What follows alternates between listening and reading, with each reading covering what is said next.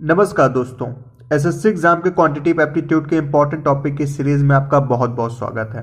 पिछले वीडियो में हमने देखा था प्रपोर्शन से रिलेटेड कुछ इंपॉर्टेंट टॉपिक। इस वीडियो में हम क्या देखने वाले हैं? इस वीडियो में हम देखने वाले हैं कौन सा कॉन्सेप्ट रेशियो का।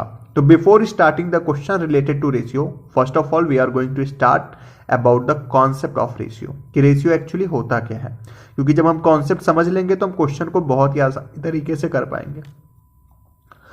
तो आइए देखते हैं डिफिनीशन क्या है रेशियो की।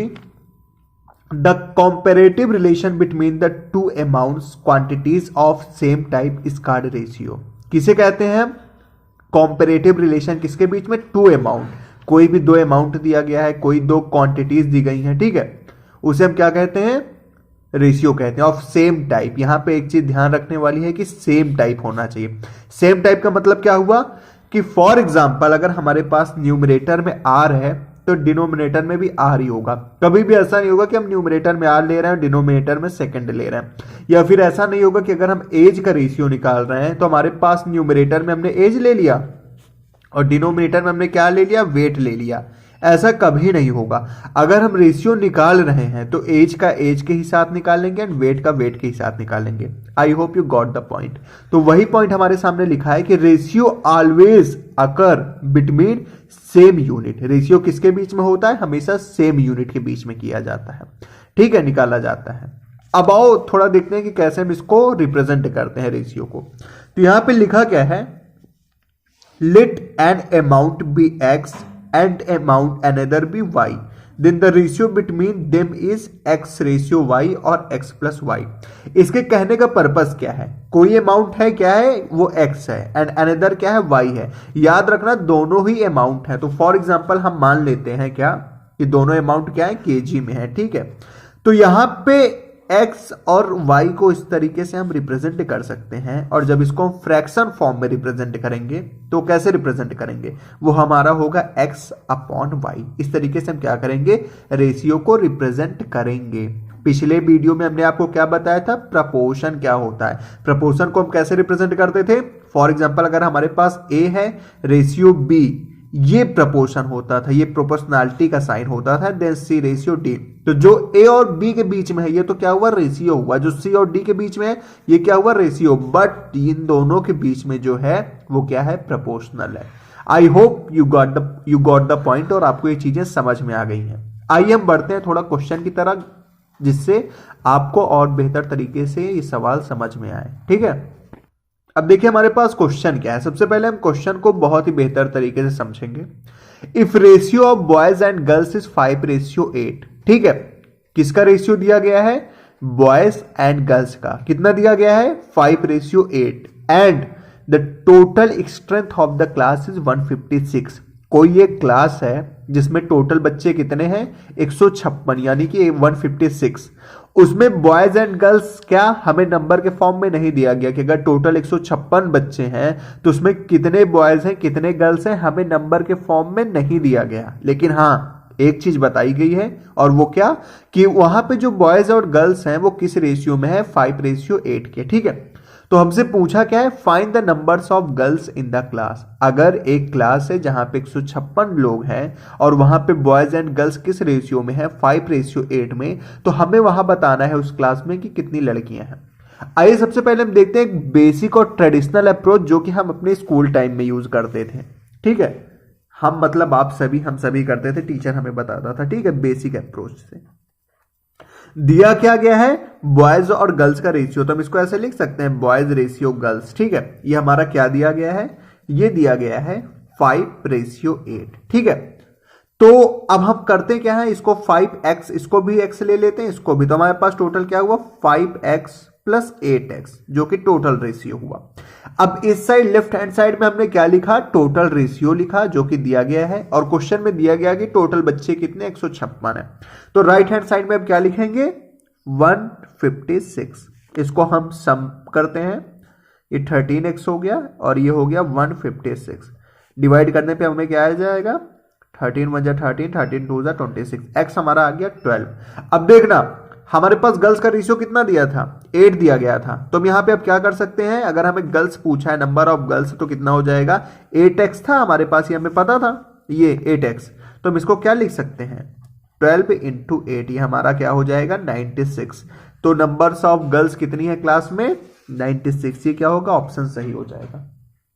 अब ये तो हुआ हमारा ट्रेडिशनल अप्रोच, बेसिक अप्रोच। तो क्या हम एग्जाम में जब क्वेश्चन आएगा तो क्या हम इसको एक्स मान के चलेंगे, उसमें हमारा समय क्या होगा ज्यादा कंज्यूम होगा। लेकिन हमें एग्जाम में क्या होता है टाइम को देखना पड़ता है, टाइम मैनेजमेंट करना पड़ता है। तो वहां पे हम ये एक्स और वाई ये सब ना मान के हम सीधे क्या करेंगे, सिर्फ देखेंगे हमें रेशियो क्या दिया गया बॉयज एंड गर्ल्स का 5:8 दिया गया है।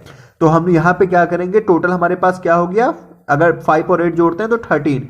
अब इसको हम मन में ही मान लेंगे कि 13 यूनिट है, टोटल 13 यूनिट है और किसके बराबर है 156 के बराबर। तो हमारी जो एक यूनिट हुई वो किसने बराबर हुई, वो हुई 12 के बराबर। और यहां पे 8 है मतलब नंबर ऑफ गर्ल्स है, तो हम इसको डायरेक्टली क्या करेंगे 12 इंटू 8 क्या कर लेंगे 96 कर लेंगे। समझ में आया, ठीक है। अगर बॉयज पूछ लेता तो 12 इंटू 5 ये हो जाएगा 60। अब इसको आप दोनों को जोड़ो, ये 6 हो गया ये 15 हो गया, टोटल 156 आ गया। मतलब क्या है, जो यहां पे मैक्स वगैरह मानते थे, देखो एग्जाम में क्या है हमें आंसर, मतलब वो एग्जाम बोर्ड एग्जाम नहीं लिख रहा है वहां पे जहां पे हमें सारी चीजें स्टेप बाय स्टेप करना है तब हमें नंबर मिलेगा, नहीं। कंपिटेटिव एग्जाम में क्या हमें सीधे आंसर लाना है। तो हमें यहाँ एक्स और वाई मान रहे हैं, ये कौन देख रहा है, जो चीज इंपॉर्टेंट है वो तो ये है ना कि हमारा आंसर आना चाहिए। तो हम इसको यूनिट के फॉर्म में कर लेंगे। अब आइए दूसरा क्वेश्चन देख लेते हैं जिससे थोड़ा हमारा कॉन्सेप्ट और ब्रश अप हो जाए। A sum of ₹2002 is divided among A B and C in the ratio 3:4:6। एक कितना सम दिया है हमारे पास, कितने रुपए का 2002 रुपया है। कितना है भैया 2002 रुपया है हमारे पास। कितने लोगों के बीच में डिवाइडेड है, ए, कोई जन ए है, कोई जन बी एंड सी, 3 जन के बीच में क्या हुआ है डिवाइड हुआ है, ठीक है। किस रेशियो में हुआ है, 2002 ऐसा नहीं है कि तीनों को इक्वली बांट दिया गया, नहीं, उनके बीच में जो रेशियो है वो है 3:4:6। Find the share of be in that. तो बी को क्या कहते हैं, बी के पास कितना रुपया है। तो हमें क्या बताना है भैया कि बी के पास कितना पैसा है, ठीक है।